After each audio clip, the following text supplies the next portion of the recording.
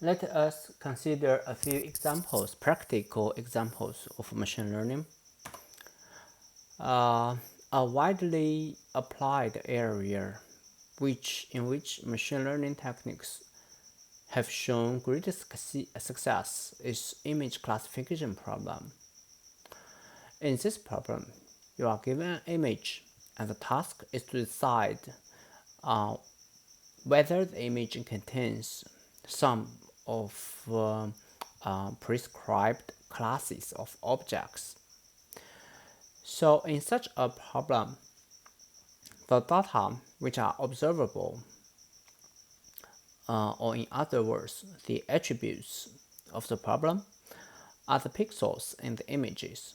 And in each of the pixel, we can imagine it's a measurement of the brightness of 3 color channels at this particular location of the image.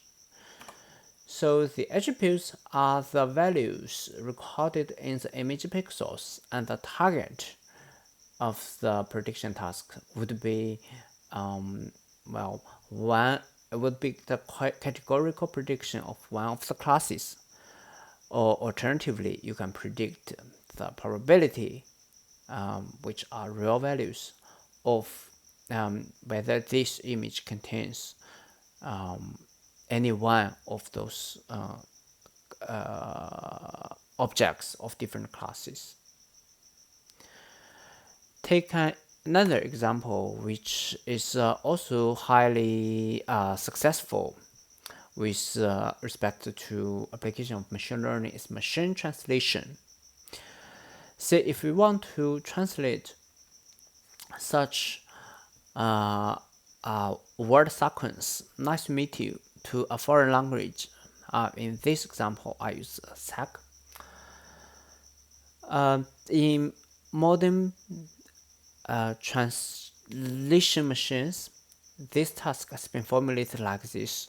We build a learning model. The model's input are some formulated representation of the input sequence, where we have built a word embedding dictionary in which each individual word of English are given a vector of some dimension, for example 512 dimensions.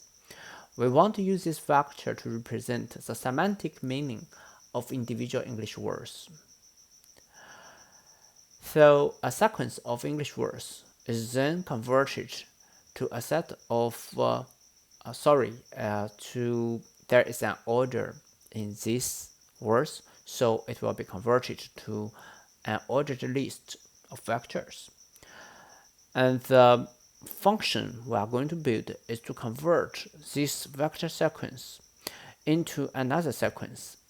The second sequence would be also referring to the dictionary of the foreign language, and the prediction would be the probability of the output word at a particular location is one of the foreign words.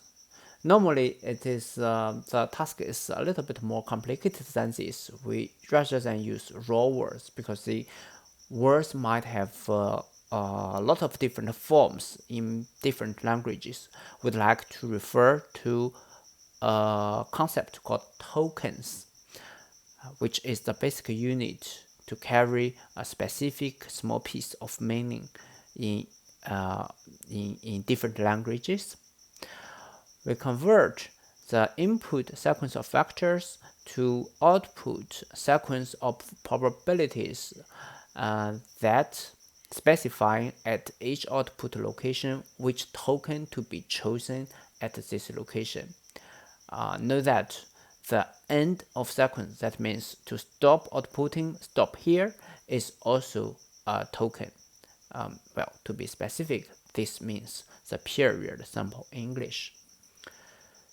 So this example is to show you that how widely the formulation of learning a mapping from a set of mathematically meaningful or mathematically represented objects to some target value. How this scheme could be applied to a wide range of practical applications, though the formulation of the problem looks simple and the real-world applications could be very complicated.